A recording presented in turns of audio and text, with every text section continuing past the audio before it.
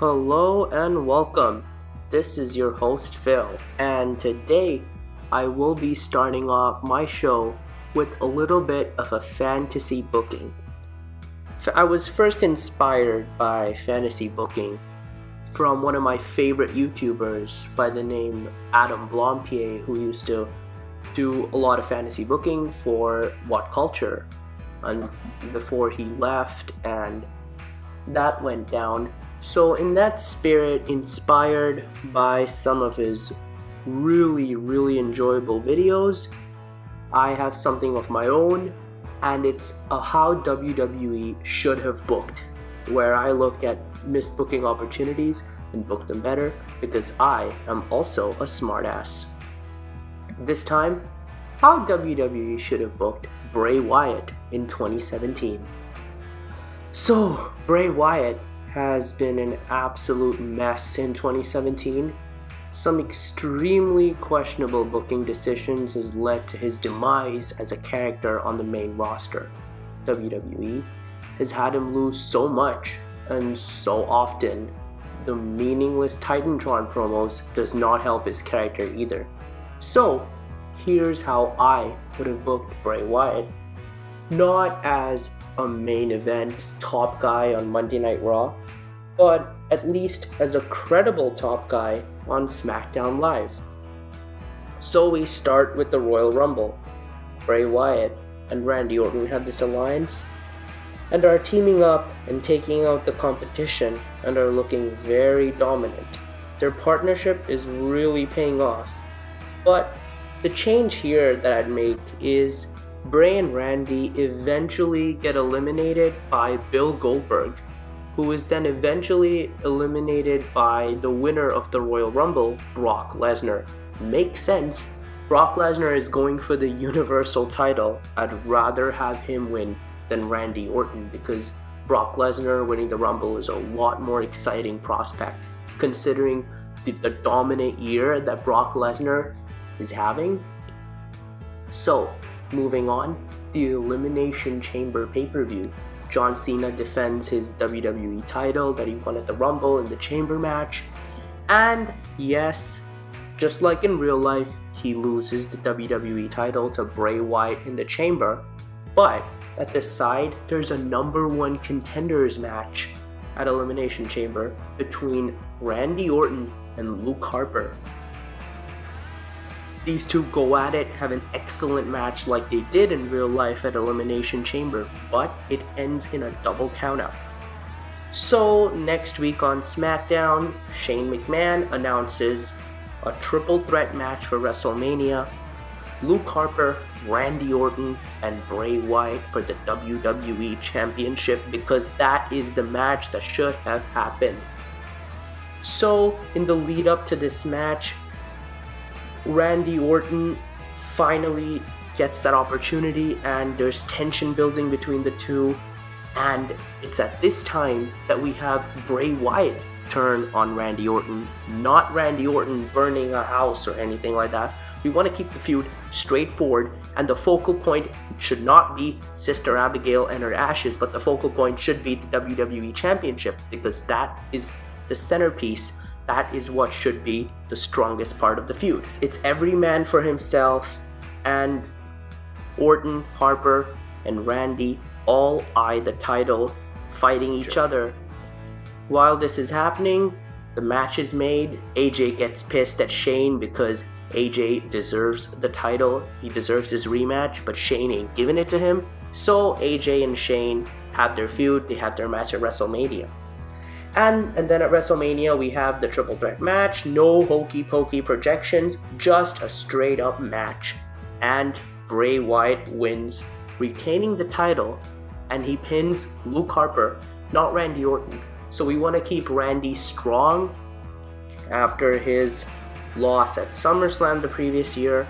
We want to protect Randy a little bit. He is the top guy at SmackDown Live, and we need some amount of superstar power, so if we have him take the fall, it might reduce Randy Orton's superstar power or something.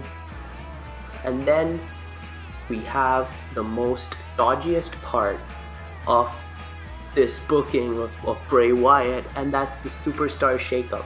So, what I would have is Bray Wyatt stay on SmackDown Live and not go to Monday Night Raw. Bray Wyatt was booked better on SmackDown on Monday night. He's going to get lost in the shuffle of much larger superstars like Braun Strowman, Brock Lesnar, Samoa Joe, Roman Reigns, etc. And we'd also have Randy Orton and Luke Harper stay.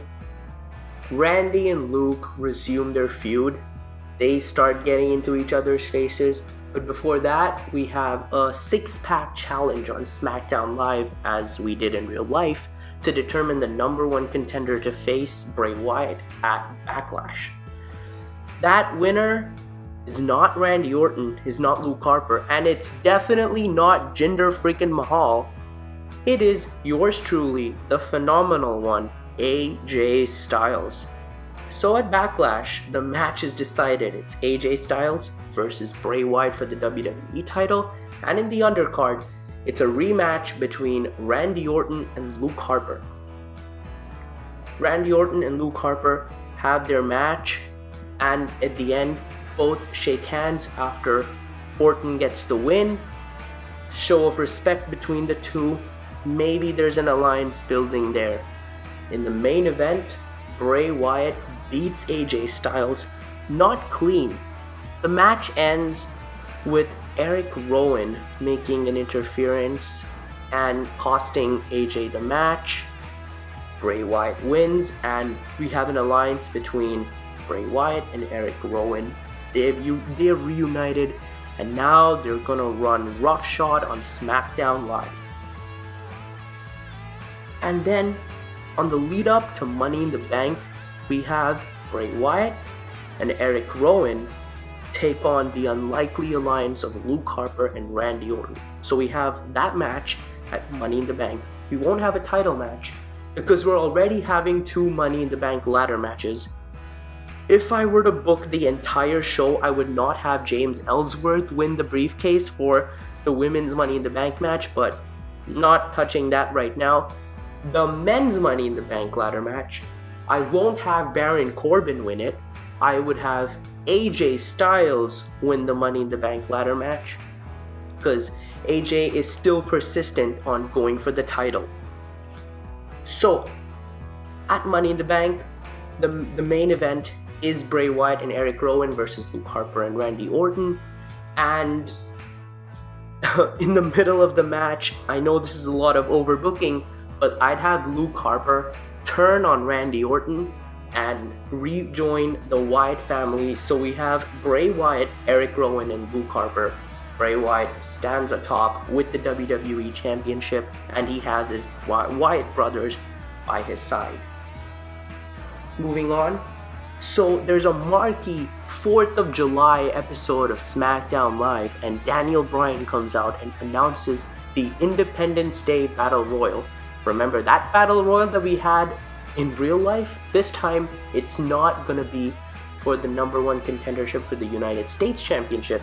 It's gonna decide a new number 1 contender for the WWE Championship. And we have guys like Luke Harper, Randy Orton, Shinsuke Nakamura, Baron Corbin, and guys from the tag team division like the Usos, the New Day, Gable, and Benjamin enter the Battle Royal.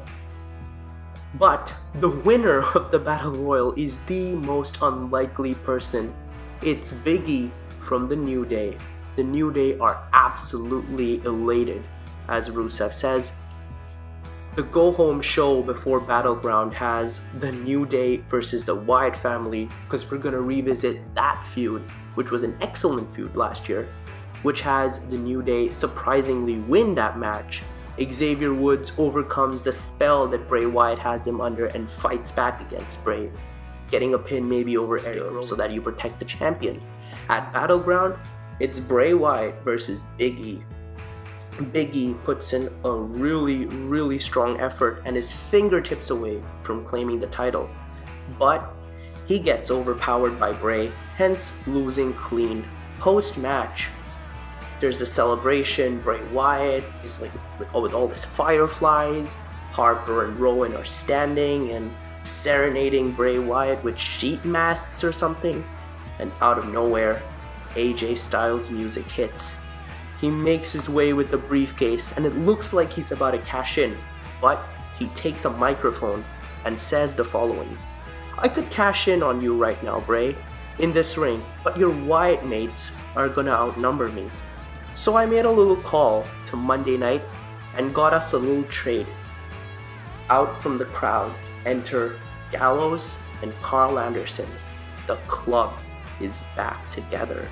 Luke Gallows and Carl Anderson have signed with SmackDown Live because, let's be honest, they weren't doing anything on Monday Night Raw. The club come in and beat up everyone in the ring. Even the New Day, who are trying to recover, get beaten by the club. AJ comes, hands in his briefcase to the referee, winning back the championship that he never got his rematch for. Let's keep in mind, AJ does not turn babyface after his win at WrestleMania against Shane. I think you need a more organic story. Of course, AJ gets cheered, but let's just have AJ as a tweener, not as a full-blown babyface. SummerSlam has AJ Styles versus Bray Wyatt, and the club and the Wyatt family, their feud is the new focal point of SmackDown Live, which makes television a lot more exciting if you compare it to what actually happened with the whole Jinder Mahal title thing with Nakamura or AJ and Kevin, which didn't really click. This is a lot more engaging in my opinion. So at SummerSlam, it's AJ Styles versus Bray Wyatt, and they tear the house down because that's what AJ Styles does. They're kicking the hell out of each other, they're brawling outside, the Wyatt family and the club get involved, but they don't get involved directly in the match, they just take each other out. Finally, AJ Styles, with the phenomenal forearm, retains the title, pins Bray Wyatt. But things are not over between the Wyatt family and the club. There's still that tension, there's still that heated up feud. So that's why Shane McMahon comes out and declares, at Hell in a Cell, it's gonna be a 3-on-3 Hell in a Cell match. Harper, Rowan, and Bray versus AJ, Gallows, and Anderson. And after all that's happened, it goes down to the most brutal 3-on-3 Hell in a Cell match ever.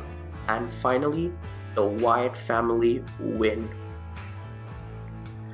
Wyatt family really need this win because it finally gives them that sort of credibility.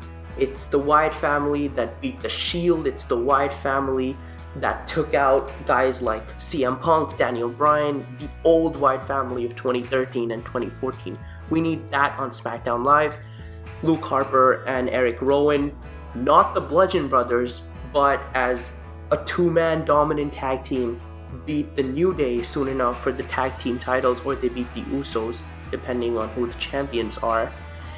And hot off this Hell in a Cell win, Bray Wyatt goes on to Survivor Series to have a Raw vs SmackDown interpromotional feud with the newly woken Matt Hardy to culminate a strong and excellent 2017. So that's how I would book Bray Wyatt. Really strong, really credible, top guy of SmackDown Live, even though he's not the champion. Coming out of it, he looks really strong with his stablemates. And that's what we really need with the Wyatt family. Because Bray is a lot better with his Wyatt brothers compared to just him as a single star. We don't have him cut those meaningless Titantron promos. Because when Bray Wyatt is focused on a particular thing like a championship, he's a lot more engaging as a character. And AJ Styles, a tweener AJ, not a complete babyface, comes as a perfect foil, perfect thorn to Bray's side. And it's a much better rivalry than Bray Wyatt versus Finn Balor because we don't have the hokey pokey Demon or Sister Abigail. It's just two Southern boys going for a championship, which forms an excellent few weeks of TV on SmackDown Live. Maybe having better television than Monday Night Raw. Monday Night Raw was pretty good in 2017. SmackDown wasn't. But I hope this booking throughout the year makes SmackDown a better show. Hopefully next year WWE is actually able to use Bray Wyatt much better than they did this year. Let's see. Maybe during the next Superstar Shakeup, Bray Wyatt comes back to SmackDown and we have that AJ Styles feud in real life. You never know, but I really hope you like this booking. Please watch out for more videos, cause I might book the Royal Rumble. Please tell me in the comments what would you like me to book, and I'll do it. I take requests. I will try to put up more videos as often as possible. Thank you very much. Please like, share, and subscribe. This has been Phil. Goodbye.